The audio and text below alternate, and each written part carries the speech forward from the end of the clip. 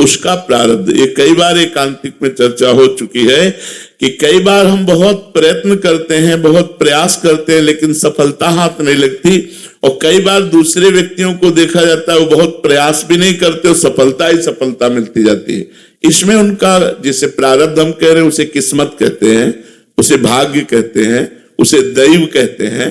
वो प्रारब्ध यदि आपका बुरा है, आपको दुख देने वाला है, तो आप लाख प्रयास करें, आपको असफलता ही हाथ लगेगी।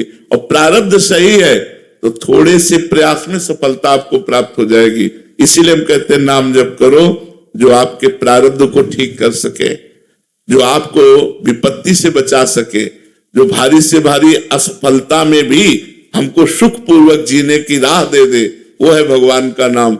यदि नाम जप करोगे तो हम माना कि प्रारब्ध जोरदार है, वो असफल करेगा, लेकिन आपको उस असफलता में भी आनंद का अनुभव होगा। देख लीजिएगा, आपको उसमें भी सुख की अनुभूति होगी, आपको भारी विपत्ति में भी कृपा का अनुभव होगा। ये नाम जप के द्वारा आप देख लीजिए।